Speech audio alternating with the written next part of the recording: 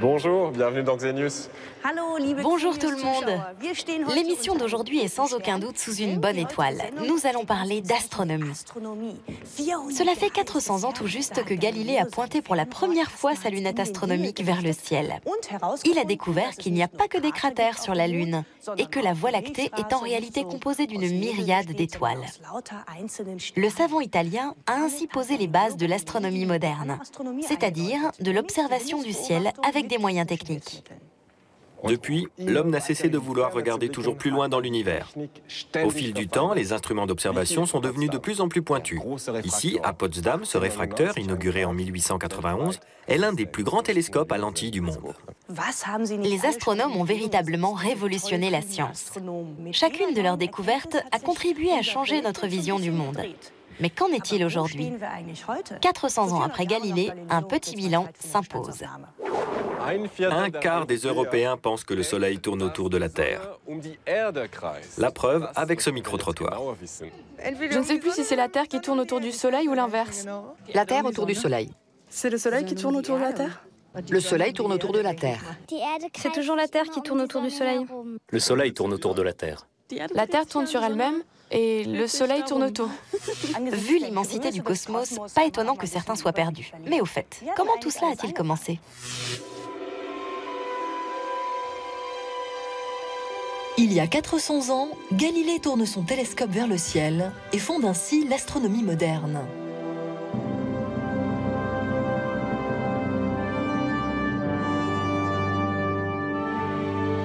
Quatre siècles plus tard, les étoiles n'ont rien perdu de leur pouvoir d'attraction. Qu'ils soient scientifiques ou simples amateurs, c'est toujours avec la même fascination que les hommes scrutent le ciel étoilé. Comme le pressentait déjà Galilée, plus on regarde de près, plus on voit de choses. Sauf que les télescopes de plus en plus grands ont tendance à soulever plus de questions qu'ils ne fournissent de réponses.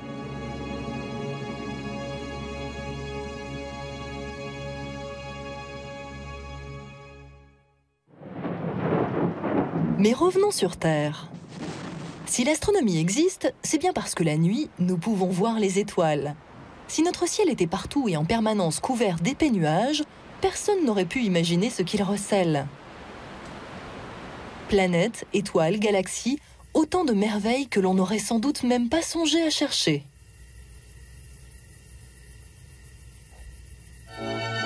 Rien d'étonnant à ce que les premières descriptions de notre univers soient truffées d'erreurs. Vous vous imaginez décrivant le mouvement d'un manège alors que vous êtes vous-même assis dessus? En revanche, si l'on descend du manège, on voit tout de suite qui tourne autour de qui.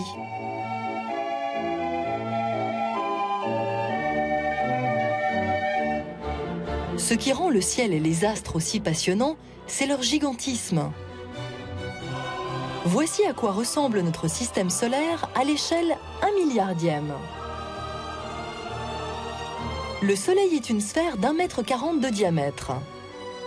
À 58 mètres de distance, Mercure est une boule minuscule de 5 mm de diamètre. 41 mètres séparent Vénus de la Terre, laquelle a un diamètre de 12 mm. Les trouver dans l'immensité de l'univers relève de la gageure. À côté, chercher une aiguille dans une botte de foin est un jeu d'enfant.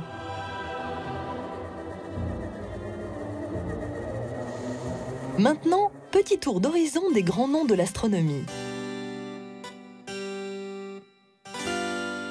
Galilée est l'un des premiers à avoir observé le ciel avec une lunette astronomique. Quant à Olaf Rømer, il a été le premier à trouver une méthode pour mesurer la vitesse de la lumière. Wilhelm Herschel a découvert Uranus, et la liste des astronomes illustres est encore longue.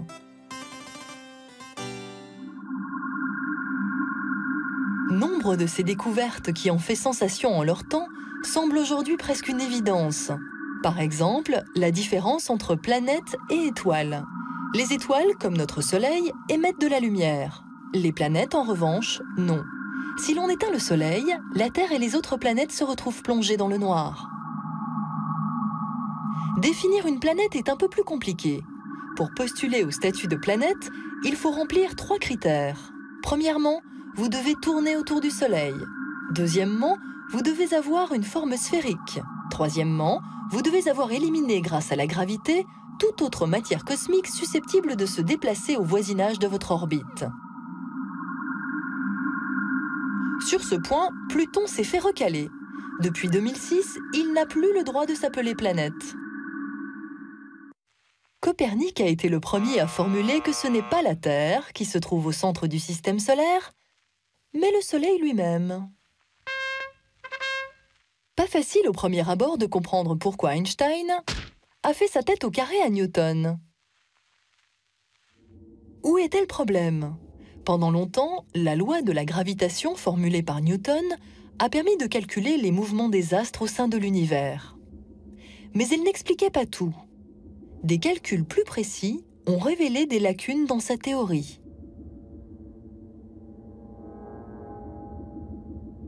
Einstein montre que les contradictions apparentes disparaissent quand on change de repère.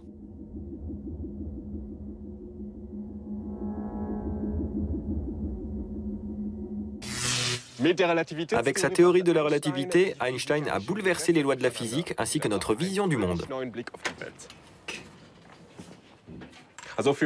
Pour Newton, c'est tout vu. Le Soleil, ici au milieu, attire tous les corps. Et les planètes, dont la Terre, ici, tournent autour de lui. Si on enlève le Soleil, la force d'attraction disparaît. Les planètes sont catapultées hors de leur orbite et se dispersent dans l'univers. Exactement comme ces ballons autour de Doerthe.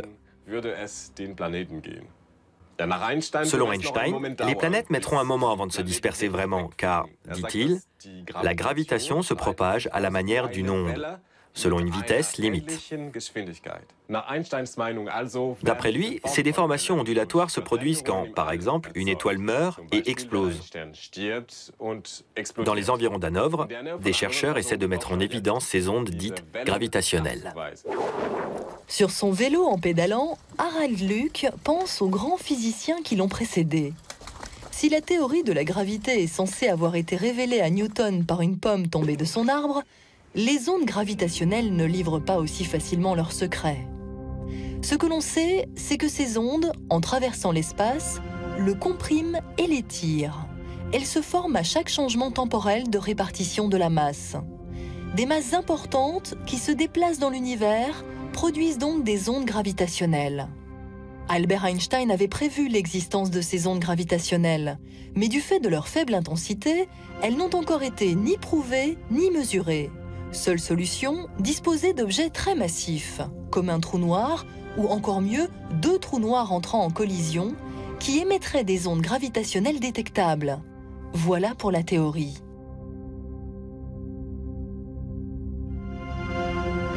Près de Route, dans les environs d'Hanovre, des scientifiques traquent ces fameuses ondes gravitationnelles.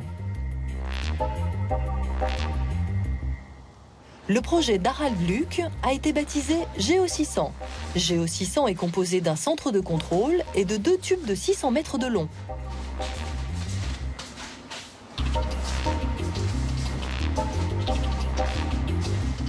Albert Einstein pensait que les ondes gravitationnelles ne seraient probablement jamais mesurées directement parce qu'elles sont trop ténues.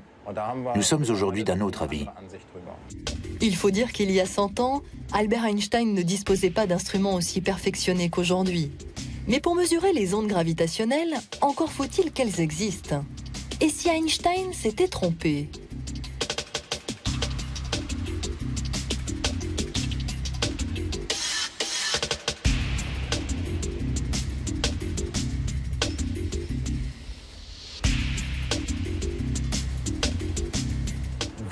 Si nous devions atteindre avec nos expériences le niveau de sensibilité que nous pensons pouvoir atteindre et que nous ne détections pas d'ondes gravitationnelles, alors nous aurions un problème de taille.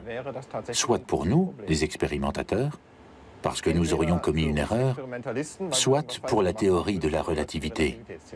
Comment tout cela fonctionne-t-il? On dédouble un rayon laser en deux rayons perpendiculaires qui parcourent chacun un tube de 600 mètres de long, au bout duquel ils se reflètent dans un miroir. Lorsqu'ils reviennent au point de départ, les deux faisceaux se recombinent. Si les miroirs vacillent, l'intensité de l'interférence change. Dans la réalité, les oscillations des miroirs provoquées par les ondes gravitationnelles ne sont pas aussi marquées que dans cette simulation. Quand on veut établir une comparaison, on prend souvent l'exemple de la distance entre la Terre et le Soleil. Ce que nous pouvons mesurer, c'est l'équivalent d'une variation qui se produirait sur la distance Terre-Soleil, durerait quelques fractions de seconde et serait de l'ordre du diamètre d'un atome d'hydrogène. Mais la distance de la Terre au Soleil est trop importante et le diamètre d'un atome d'hydrogène est trop petit pour qu'on s'en fasse une idée. Les gens ne se rendent pas compte à quel point les variations que nous mesurons sont infimes.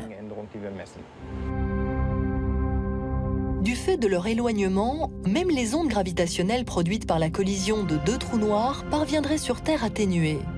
Qui plus est, elles seraient difficiles à distinguer des vibrations locales de la Terre. Détecter de telles ondes demande donc beaucoup de temps et d'efforts.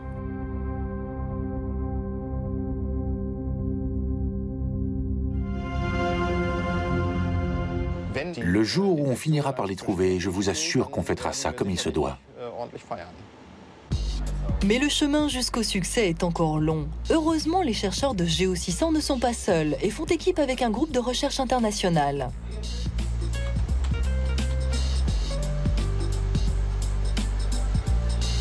Aujourd'hui, les chercheurs continuent leurs investigations.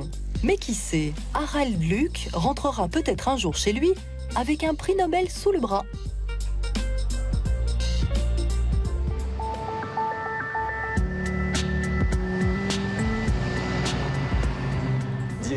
Afin de démontrer la gravitation, l'Agence spatiale européenne envisage de réaliser une série d'expériences dans l'espace. C'est la dernière étape pour valider la théorie de la relativité d'Einstein.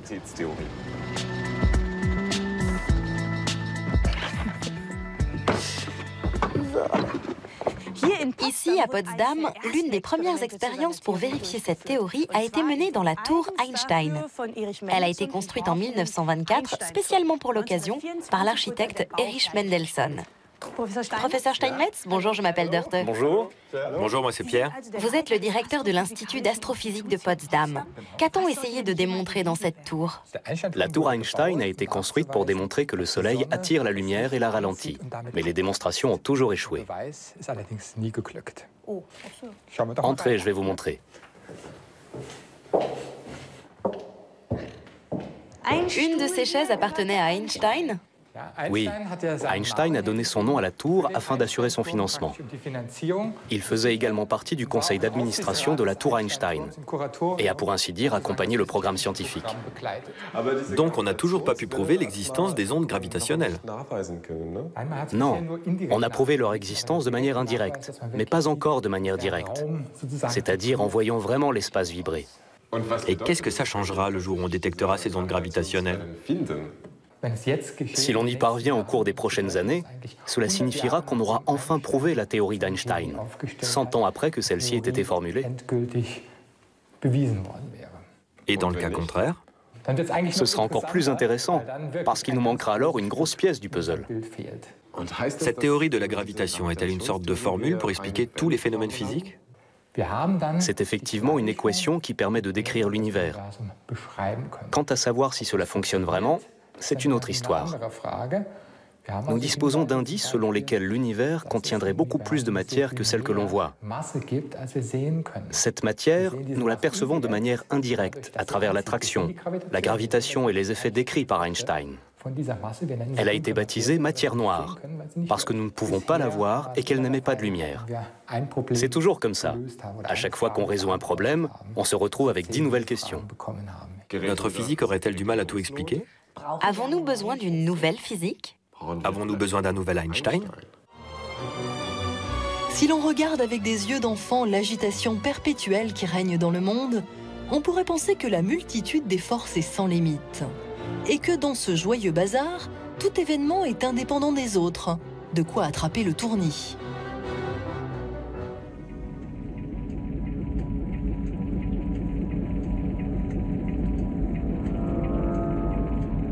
Cette profusion a longtemps été suspecte aux yeux des hommes. C'est sûr, quelqu'un ou quelque chose devait être au-dessus de tout ce chaos. La réponse n'a pas tardé.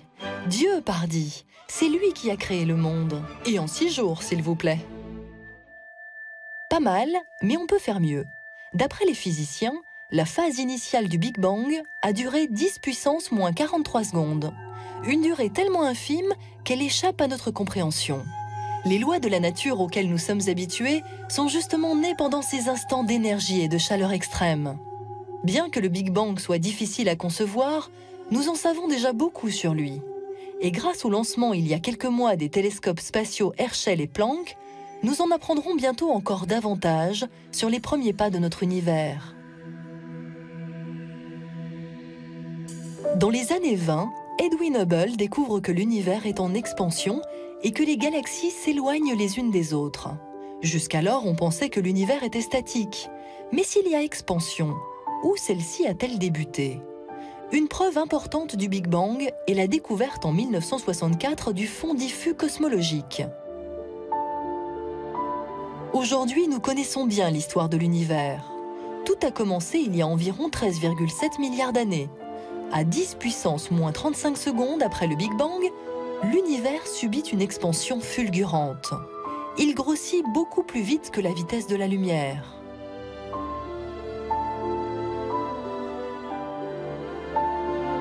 Dans sa jeunesse, l'univers était dominé par la matière noire qui, aujourd'hui encore, reste une énigme pour les scientifiques. Organisée en filaments invisibles, celle-ci entraîna avec elle la matière ordinaire, qui donnera naissance plus tard aux galaxies. Mais avant que les premières étoiles puissent se former, l'univers a dû se refroidir pendant 200 millions d'années. Quantité de ces premières étoiles avait des dimensions phénoménales. Certaines possédaient une masse 100 fois plus importante que celle du Soleil. Mais elles n'ont vécu que 3 à 10 millions d'années. Ensuite, elles ont explosé en supernova, produisant ainsi des trous noirs. Un trou noir est un objet extrêmement massif, dont l'attraction est si forte que rien ne peut s'en échapper, pas même la lumière. Ces trous noirs sont devenus les noyaux des galaxies qui se sont fixés autour. On trouve donc un trou noir au centre de presque toutes les galaxies, par exemple dans notre Voie lactée. Les scientifiques s'en doutaient depuis longtemps, mais la démonstration n'en a été faite qu'en 2003. Mais l'infiniment grand n'est pas le seul à soulever des questions sans réponse. L'infiniment petit recèle également des mystères.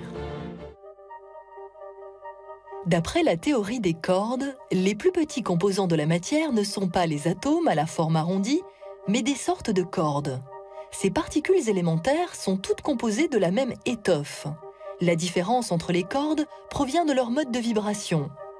Problème de cette théorie, elle nécessite un espace non pas à 3, mais à 12 dimensions, qu'on ne peut pas encore expliquer d'un point de vue physique.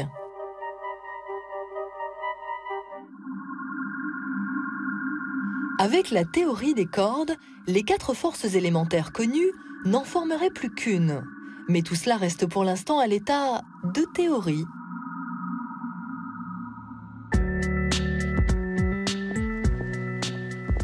La recherche spatiale dispose d'une technologie de plus en plus perfectionnée. Il y a 400 ans, Galilée ne possédait pour scruter le ciel qu'un petit télescope fait maison. Aujourd'hui, les chercheurs travaillent au sein d'équipes internationales et les instruments d'observation sont de plus en plus grands. Ici, à l'Institut d'astrophysique de Potsdam, on se consacre également à la technologie de la recherche. En ce moment, les chercheurs construisent certaines parties du plus grand télescope du monde.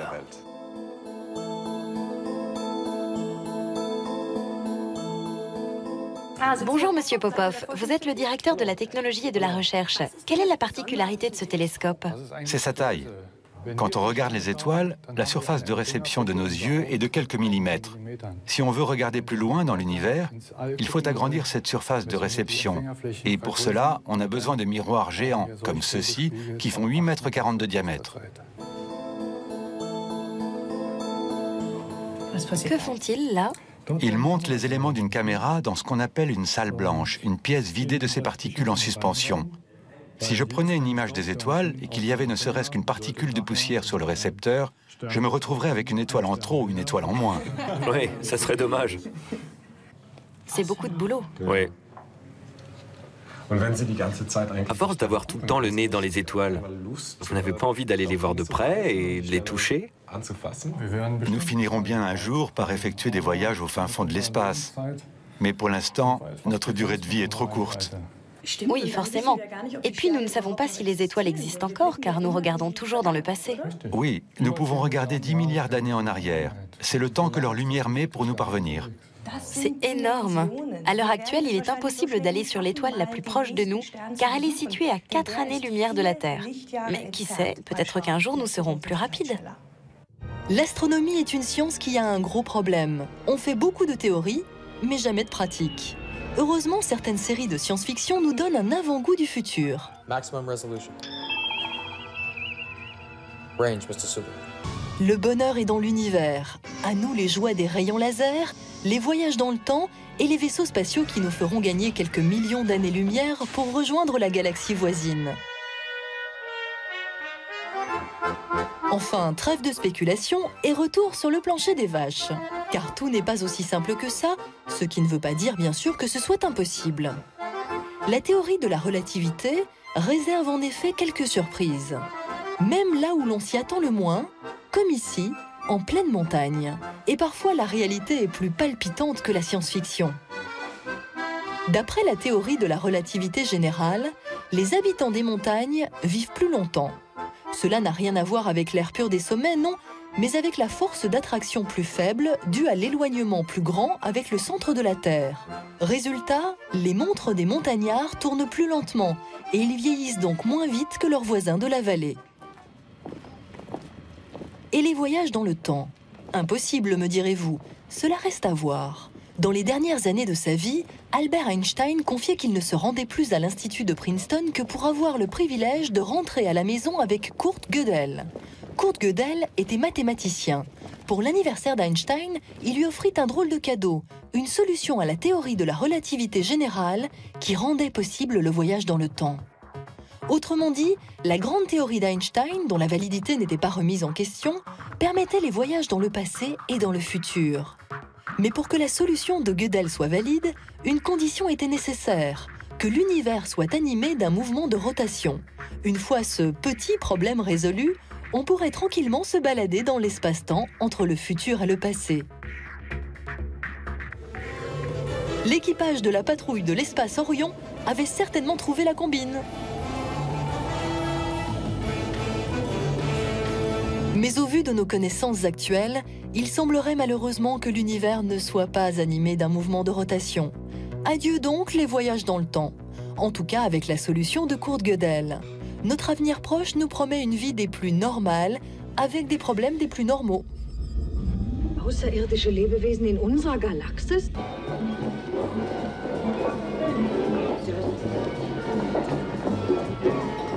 Ich dachte schon, ihr kommt überhaupt nicht mehr. Wisst ihr eigentlich, wie spät es ist? Was war denn los? Was soll denn los gewesen sein? Das Übliche. Et vous, comme d'habitude, vous attendez votre bus. Pour ne pas vieillir pendant l'attente, la théorie de la relativité vous sera fort utile. En effet, le temps s'écoule plus lentement lorsqu'on bouge.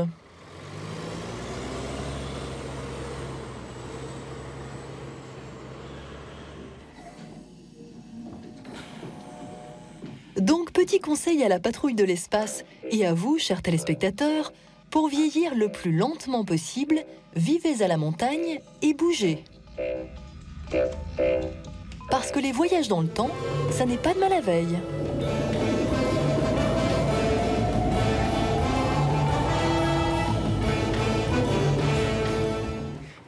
Voilà pour les applications pratiques d'une grande théorie.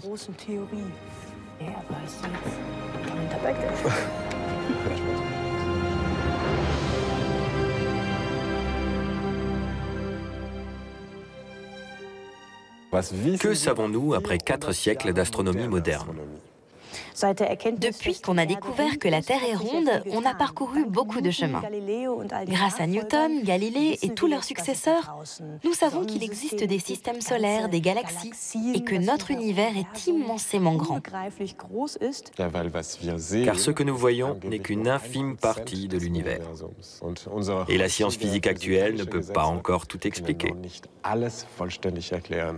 Plus nous faisons de découvertes, moins nous en savons, car chaque nouvelle découverte soulève de nouvelles questions.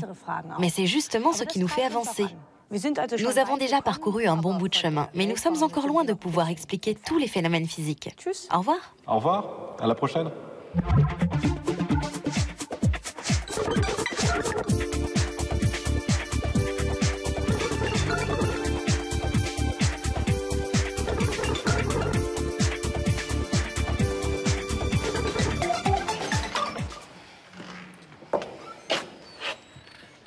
Ah, Pierre, si je lâche cette pomme, qu'est-ce qui tombe sur quoi? La pomme sur la terre ou la terre sur la pomme? Je dirais qu'elles tombent l'une sur l'autre. Exact. C'est juste que la gravité de la pomme est un chouïa plus petite que celle de la Terre.